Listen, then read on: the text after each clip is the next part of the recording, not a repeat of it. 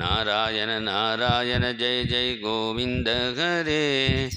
നാരായണ നാരായണ ജയ ജയ ഗോപാല ഹരേ. നാരായണ നാരായണ ജയ ജയ ഗോവിന്ദ ഹരേ. നാരായണ നാരായണ ജയ ജയ ഗോവിന്ദ ഹരേ. നാരായണ നാരായണ ജയ ജയ ഗോപാല ഹരേ. നാരായണ നാരായണ ജയ ജയ ഗോപാല ഹരേ. ഗോവിന്ദ ഹരേ ജയ ജയ ഗോപാല ഹരേ. ഗോവിന്ദ ഹരേ ജയ ജയ ഗോപാല ഹരേ. ഗോവിന്ദ ഹരേ ജയ ജയ ഗോപാല ഹരേ. ഗോവിന്ദ ഹരേ ജയ ജയ ഗോപാല ഹരേ. ജയ ജയ ഗോപാല ഹരേ. ജയ ജയ ഗോപാല ഹരേ. നാമം ജപിച്ച് നാരദൻ വന്നപ്പോൾ നാരദനെ പൂജിച്ചു വ്യാസൻ. വ്യാസൻ്റെ മുഖത്തിൽ ഒരു സമാധാനം ഇല്ലെന്ന് മനസ്സിലാക്കി നാരദൻ.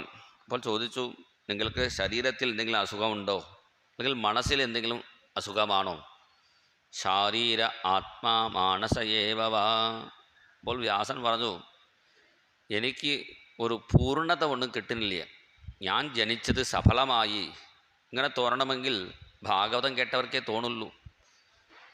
ഇല്ലാത്ത ആൾക്ക് എന്താ ഒരു ഗുണം? ഇവിടെ പറയുന്നു, ഭാഗവതം കേൾക്കാരുടെ ജന്മം അവരുടെ ജന്മം കൊണ്ട് എന്താണ് പ്രയോജനം? പറയുന്നു, മിഥ്യാസ്വജന്മ ജനനീജനി ദുഃഖഭാജ.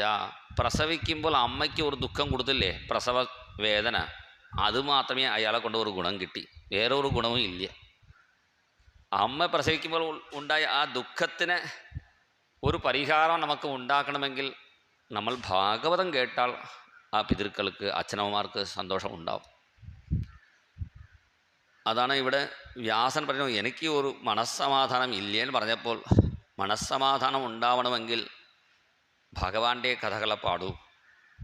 അപ്പോൾ ഭഗവാന്റെ കഥകൾ പാടുമ്പോൾ തെറ്റ് കുറ്റമില്ലാതെ കൃത്യമായിട്ട് മര്യാദയ്ക്ക് പാടണ്ടേ? അപ്പോൾ വ്യാസനോട് നാരദൻ പറയുന്നു, തെറ്റുകുറ്റങ്ങൾ ഉണ്ടായാലും കുഴപ്പമില്ല, ഭക്തിയാണ് വേണ്ടത്. ഒരു കുട്ടി എപ്പോഴും ഭഗവാനെ അർച്ചിക്കാറുണ്ട്. ശ്രീകൃഷ്ണായ നമഃ. ശ്രീകൃഷ്ണൻ എന്നാണ് പറയുന്നത്. ശ്രീകൃഷ്ണൻ പറയുന്ന പകരം അദ്ദേഹം ആ കുട്ടിയെ ശ്രീകൃഷ്ണായ നമഃ, ശ്രീകൃഷ്ണായ നമഃ പറഞ്ഞു, ശ്രീകൃഷ്ണായ നമഃ. ഇത് നോക്കിയിട്ട് ഒരു വിദ്വാനൻ അവിടെ നിന്ന് ഓങ്ങി ഒരു തള്ളി ആ കുട്ടിയെ. മര്യാദയ്ക്ക് ശ്രീകൃഷ്ണായ നമഃ പറയുന്നത് തൃഷ്ണായ നമഃ അടിക്കുന്നുണ്ടല്ലോ, പറയുന്നുണ്ടല്ലോ. അപ്പോൾ ആ കുട്ടി വിഷമിച്ച് ഭഗവാനോട് പറഞ്ഞു, ഭഗവാനെ എനിക്കിങ്ങനെ വരണില്ലല്ലോ. അപ്പോൾ ഭഗവാൻ ആ വിദ്വാനോട് പറഞ്ഞു, ശ്രീകൃഷ്ണൻ പറഞ്ഞാലും ശ്രീകൃഷ്ണൻ പറഞ്ഞാൽ രണ്ടും ഒരേ അർത്ഥം തന്നെയാണ്. ശ്രീ പറഞ്ഞാൽ എന്താ അർത്ഥം? മഹാലക്ഷ്മി. തൃഷ്ണ പറഞ്ഞാൽ എന്താ അർത്ഥം? ദാഹം. മഹാലക്ഷ്മിയോട് ദാഹിച്ച് മഹാലക്ഷ്മിയോട് കൂടുതൽ പ്രേമമുള്ള ആളാണ് അർത്ഥം. ശ്രീകൃഷ്ണൻ പറഞ്ഞാലും അതേ അർത്ഥം തന്നെയാണ്. ശ്രീയോട് ഉള്ള കൃഷ്ണൻ, രാധാകൃഷ്ണൻ എന്നാണ് അർത്ഥം. ഇപ്പോൾ ആൾ എങ്ങനെ പറഞ്ഞാലും അർത്ഥം വേണ്ട വിധത്തിൽ ഞാൻ ആക്കിക്കോളാം, നീ ഇടയിൽ കയറേണ്ടാം പറഞ്ഞു ഭഗവാൻ. അങ്ങനെ നമുക്ക് വ്യാകരണത്തിൻ്റെ ഒരു പിഴ ഉണ്ടെങ്കിലും കുഴപ്പമില്ല. പക്ഷേ ഭക്തിയോട് ഭഗവാനെ ഭജിച്ചാൽ, ഭഗവാന്റെ സ്തോത്രങ്ങൾ ചൊല്ലുമ്പോൾ അത് ഭഗവാൻ സ്വീകരിക്കും. പ്രധാനമായിട്ട് ഭാഗവതം ഭഗവാനെക്കുറിച്ച് കഥകൾ പറയുമ്പോൾ എന്തെങ്കിലും തെറ്റുകുറ്റങ്ങൾ ഉണ്ടായാലും കുഴപ്പമില്ല, പക്ഷേ ഭഗവാന്റെ കഥകൾ പാടണം എന്ന് നാരദൻ ഉപദേശം കൊടുത്തു. അപ്പോൾ തൻ്റെ പൂർവ്വജന്മ കഥ ഇവിടെ പറഞ്ഞു കേൾപ്പിക്കുന്നു. നാരദൻ 3 ജന്മം കൊണ്ടാണ് നാരദൻ്റെ നിലയ്ക്ക് എത്തി. ആദ്യം നാരദൻ ഒരു ഗന്ധർവനായിരുന്നു. ഈ കഥ സപ്തമസ്കന്ധത്തിലാണ് പറയുന്നു നാരദൻ. അഹം പുരാഭവം കശ്ചിത് ഗന്ധർവ ഉപബർഹണഃ നാംനാതീതേ മഹാകൽപ്പേ ഗന്ധർവാണാം സുസമ്മതഃ. മഹാത്മാക്കളുടെ ഒരു കാരുണ്യം കൊണ്ട് എങ്ങനെ ഉയർച്ച ഉണ്ടാവും, മഹാത്മാക്കളെ അവമാനിക്കുമ്പോൾ എങ്ങനെയാണ് നമ്മൾ താഴ്ന്നു പോകുന്നു, രണ്ടും കാണിച്ചു തരുന്നു നാരദൻ്റെ കഥയിൽ. നാരദൻ ആദ്യം ഉപബർഹണൻ പേരുള്ള ഗന്ധർവനായിരുന്നു. അങ്ങനെ ഗന്ധർവനായിട്ട് നന്നായിട്ട് പാട്ട് പാടാറുണ്ട്. അപ്പോൾ മഹർഷിമാരുടെ സത്രയാഗത്തിൽ പാട്ട് പാടാൻ വിളിച്ചു നാരദനെ. അപ്പോൾ നാരദൻ എന്ത് ചെയ്തു? സ്ത്രീഭി പരിവൃതോ ഗതഃ. അവിടെ സ്ത്രീകളെയും വിളിച്ചുകൊണ്ട് അവിടെ പോയി യാഗശാലയിൽ സിനിമാ പാട്ട് പക്കെ പോയി. സാധാരണ ഗാനങ്ങൾ ഇപ്പോൾ ഇങ്ങനെ ക്ഷേത്രത്തിൽ ഒരു കലാപരിപാടി നടത്തുമ്പോൾ ക്ഷേത്ര സംബന്ധമായ കഥകളി, ഓട്ടംതുള്ളൽ, ഇങ്ങനെ പാഠകം, ഇങ്ങനെയൊക്കെ ക്ഷേത്ര സംബന്ധമായ എത്രയോ കലകളുണ്ട്, അതൊക്കെ നടത്താം. ഇവിടെ ക്ഷേത്രത്തിൽ സിനിമാ ഗാനമേളൊക്കെ നടത്തിയാൽ അത് ദേവൻ്റെ ചൈതന്യം കുറയും. അത് പുറത്ത് വേരംഗ സ്റ്റേജ് ആയിക്കോട്ടെ. ക്ഷേത്രത്തിൻ്റെ പരിസരത്തിൽ ഈ മതിലകത്തിൻ്റെ ഉള്ളിൽ നമുക്ക് ഭഗവത് സംബന്ധമായ ഓട്ടംതുള്ളൽ, ഇങ്ങനെയുള്ള കലാപരിപാടികളെ, കച്ചേരി, ഭജൻസ്, ഇങ്ങനെയൊക്കെ ആവാം. അപ്പോൾ ദേവൻ്റെ ചൈതന്യം വർദ്ധിക്കുള്ളൂ. ഇവിടെ നാരദൻ യാഗശാലയിൽ സാധാരണ ഗാനങ്ങളൊക്കെ പാടാൻ തുടങ്ങിയപ്പോഴാണ് ഋഷീശ്വരന്മാർ ശപിച്ചു, മര്യാദയ്ക്ക് അതിൻ്റെ ഡ്രസ്സ് കോഡ് കൂടി വേണം. ക്ഷേത്രം വരുമ്പോൾ അതിൻ്റെ പാകത്തിൽ ഇങ്ങനെ വരണം. ഇവിടെ ജീൻസ് ഇങ്ങനെ സാധാരണ ഡ്രസ്സൊക്കെ അണിഞ്ഞ് വരാൻ പാടില്ല. അതിന് ഒരു നിയമം വച്ചിട്ടുണ്ട്, അത് പരിപാലിച്ചിട്ടേ വേണം. അങ്ങനെ ചെന്നിട്ടില്ലേ നാരദൻ, സ്ത്രീകളോട് ഇങ്ങനെ ചെന്നു. അപ്പോഴാണ് ആ മഹാത്മാക്കൾ ശാപം കൊടുത്തു, നീ സാധാരണ ഒരു വേലക്കാരി മകനായി ജനിച്ചോളൂന്നു. അങ്ങനെയാണ് ഒരു കുടുംബത്തിൽ പണിക്കാരിയായി ജീവിക്കുന്ന ഒരു പണിക്കാരുടെ മകനായി ജനിച്ചു.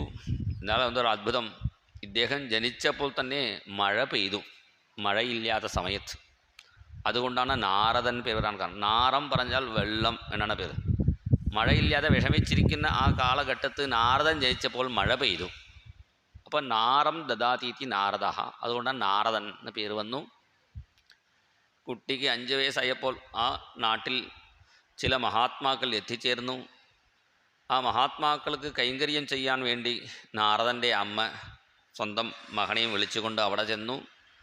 ആ മഹാത്മാക്കൾക്ക് പൂക്കൾ പറിച്ചു കൊടുക്കുന്നതും മാല കെട്ടി കൊടുക്കുന്നതും അവരുടെ പൂജിക്കുന്ന ഗിണ്ടി, ആ പാത്രങ്ങൾക്ക് കഴുകി കൊടുക്കണം ഈ അമ്മ സഹായം ചെയ്തു. അപ്പോൾ ഒപ്പം നാരദനും ഉണ്ടായിരുന്നു. ആ മഹാത്മാക്കൾ എന്ത് ചെയ്തു, ഒരു ദിവസം രാവിലെ എഴുന്നേറ്റ് ഇവിടെ വന്ന് നോക്കുമ്പോൾ ആ കുട്ടി ഉറങ്ങി കിടക്കുന്നു. അപ്പോൾ അമ്മ പറഞ്ഞു, മഹാത്മാക്കൾ വരേണ്ട സമയത്ത് ഇങ്ങനെ ഉറങ്ങിയിരിക്കാൻ പാടില്ല, എഴുന്നേൽക്കൂ കുട്ടി. അടുത്ത ദിവസം മഹാത്മാക്കൾ നാരായണ നാരായണ നാമം ജപിച്ചേ വരുള്ളൂ, നാരായണ നാരായണ നാരായണൻ. മഹാത്മാക്കളുടെ നാരായണ ശബ്ദം കേട്ടപ്പോൾ കുട്ടി എഴുന്നേറ്റു. അപ്പോൾ അമ്മ പറഞ്ഞു, എഴുന്നേറ്റാൽ പോരാ, ആ മഹാത്മാക്കളെ കണ്ടപ്പോൾ വീണ് നമസ്കരിക്കണം, സജ്ജനങ്ങളെ കാണുന്ന നേരത്ത് ലജ്ജ കൂടാതെ വീണ് നമിക്കണം എന്നൊക്കെ അമ്മ ഉപദേശം കൊടുത്തു.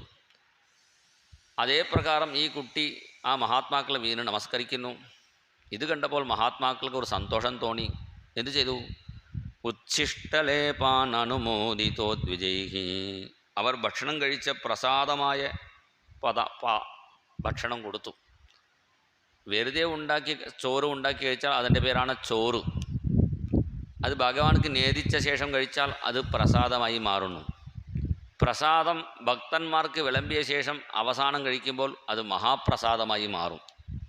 ഇവിടെ നിർത്തിയ ഉടൻ തന്നെ ആദ്യം കഴിക്കാൻ പോകുന്നവർക്ക് പ്രസാദമേ കിട്ടുള്ളൂ, അവസാനം കഴിക്കുന്നവർക്ക് മഹാപ്രസാദം കിട്ടും. നിർത്തുമ്പോൾ ഓർമ്മിച്ചുള്ളൂ എല്ലാവരും.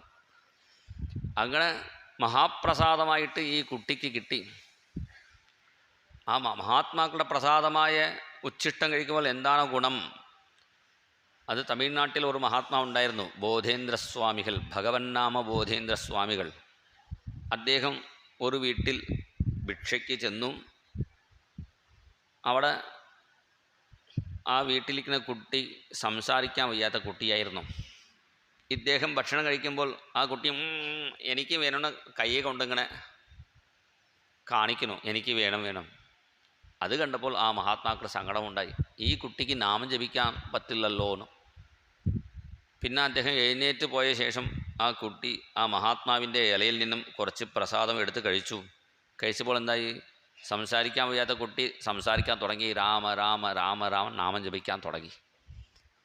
അങ്ങനെ ഉച്ഛിഷ്ടലേപാൻ അനുമോദിതോ ദ്വിജൈഹി സകൃത്സ്മ ഭുഞ്ജേ തദപാസ്ഥകിൽബിഷഃ ഏവം പ്രവൃത്തസ്യ വിശുദ്ധചേതസഃ തദ്ധർമ്മ ഏവ ആത്മരുചിഃ പ്രജായത്തെ. ആ മഹാത്മാക്കളുടെ പ്രസാദം കഴിച്ചത് കൊണ്ട് ആ കുട്ടിക്ക് ജ്ഞാനം ഉണ്ടായി. ജ്ഞാനം ഉണ്ടായിനി എങ്ങനെ മനസ്സിലാവും? എത്ര വലിയ സങ്കടം വന്നാലും അതുകൊണ്ട് തളരാറില്ല. അവർ അതേപോലെ തന്നെ പഴയ പോലെ തന്നെ ജീവിക്കും.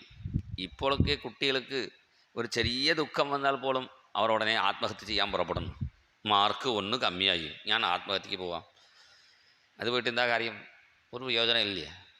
വീണ്ടും ഞാൻ പരീക്ഷ എഴുതാം, അതും CA എഴുതണമെങ്കിൽ അത്രയും ധൈര്യം വേണ്ടേ? അപ്പോൾ അതിന് ഒരു ധൈര്യം, ജ്ഞാനം വേണമെങ്കിൽ മഹാത്മാക്കളുടെ ഉച്ചിട്ടത്തിൻ്റെ ഗുണം. ഈ കുട്ടിക്ക് വലിയ ദുഃഖം എന്താണ്? 5 വയസ്സ് പ്രായമുള്ള കുട്ടിയുടെ അമ്മ മരിച്ചു, പാമ്പ് കടിച്ച് മരിച്ചു. അമ്മ മരിച്ചപ്പോൾ എല്ലാവർക്കും സങ്കടം തോന്നി. പക്ഷേ ഈ കുട്ടി എന്ത് വിചാരിച്ചു? ഇത് ഭഗവാന്റെ അനുഗ്രഹം വിചാരിച്ചു. അനുഗ്രഹം മന്യമാനക പ്രാതിഷ്ഠം ദിശമുത്തരാം.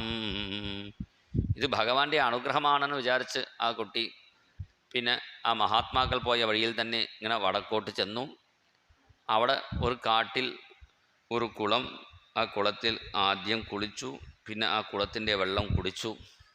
ഇതിൽ നിന്ന് എന്താ മനസ്സിലാക്കേണ്ടത്? ആദ്യം കുളിക്കണം, പിന്നെ കുടിക്കണം.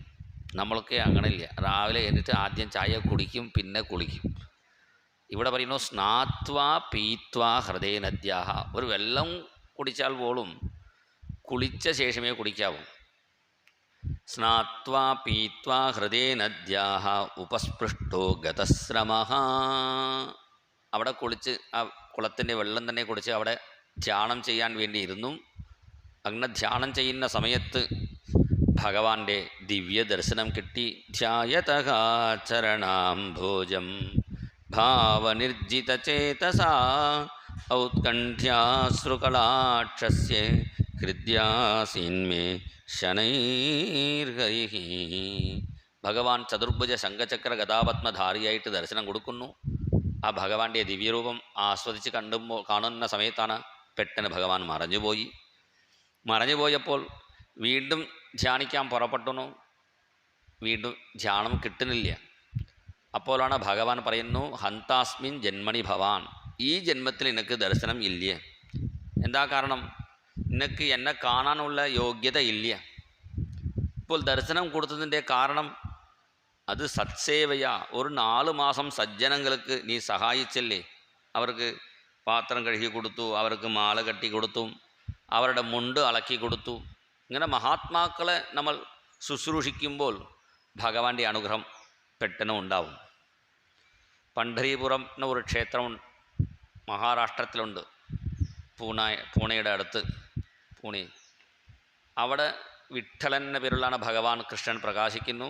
ബില്വമംഗല സ്വാമികൾ പോലും അവിടെ പോയി ദർശനം ചെയ്തിട്ടുണ്ട്. മായാത പാന്ഥാഹ പതി ഭീമരഥ്യാഹ. ഭീമരഥി എന്നാണ് ഭീമാ നദി എന്നാണ്. അവിടെ ഭയങ്കര കുത്തൊഴുക്കോട് പോകുന്ന നദിയാണ് ഭീമ. ആ നദി ആ പ്രദേശത്ത് മാത്രം ചന്ദ്രനെ പോലെ വളഞ്ചി ചെല്ലുന്നത് കൊണ്ടാണ് ചന്ദ്രഭാഗ എന്നും കൂടി ആ നദിക്ക് പേരുണ്ട്. ആ ഭീമാ നദിയിൽ നാമദേവൻ, ആ പണ്ഡിതപുരത്തിലെ ഒരു മഹാത്മാവ്, അദ്ദേഹത്തിൻ്റെ പെൺകുട്ടിയാണ് ജനാബായി. ആ മഹാത്മാവിൻ്റെ ഇല്ലത്തിലേക്ക് പല മഹാത്മാക്കൾ വരാറുണ്ട്. അങ്ങനെ മഹാത്മാക്കൾ വന്ന് അദ്ദേഹം വീട്ടിൽ താമസിച്ച് പിന്നെ അവിടെ തൊഴാൻ പോകും. അവിടുത്തെ പെൺകുട്ടിയാണ് ജനാബായി. ആ മഹാത്മാക്കളുടെ മുണ്ടുകളൊക്കെ അലക്കിക്കൊണ്ടിരിക്കുന്ന സമയത്താണ് നദീതീരത്ത് അവിടെ ഒരു പെൺകുട്ടി വന്നു. പേര് എന്താ ചോദിച്ചപ്പോൾ എൻ്റെ പേര് രംഗമ്മ പറഞ്ഞ് ഈ ജനാബായുടെ ഒപ്പം മുണ്ടൊക്കെ അലക്കി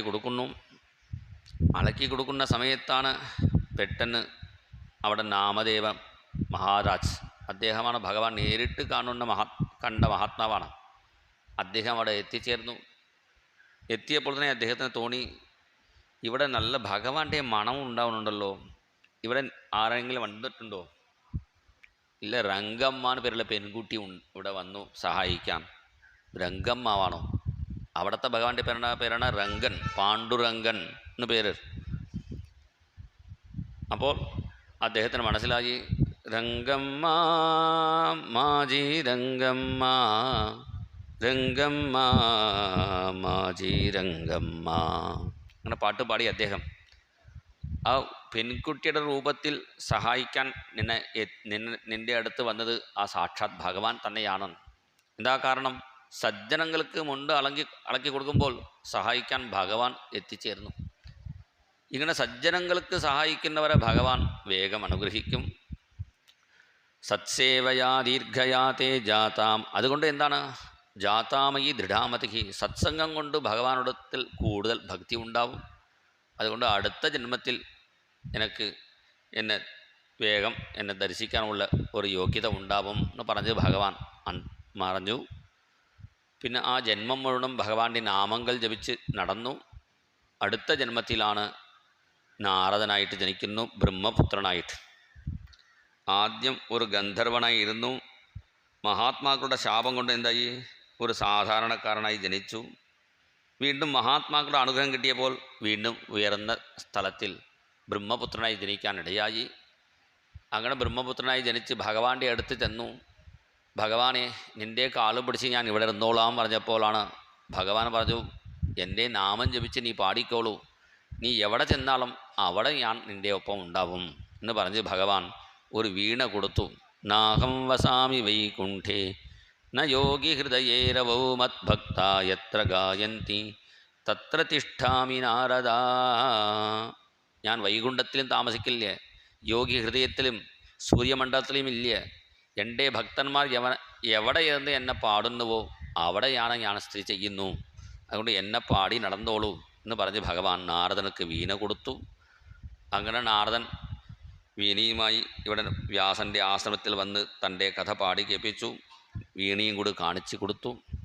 ഭഗവാന്റെ മഹിമ പറയുന്ന, ഭഗവാന്റെ തിരുനാമങ്ങളുടെ മഹിമ പറയുന്ന, സജ്ജനങ്ങളുടെ മഹിമ പറയുന്ന ഒരു പുരാണം പ്രത്യേകമായിട്ട് എഴുതണം എന്ന് വ്യാസനോട് പറഞ്ഞപ്പോൾ വ്യാസൻ ഉടനെ ധ്യാനത്തിൽ ഇരുന്നു.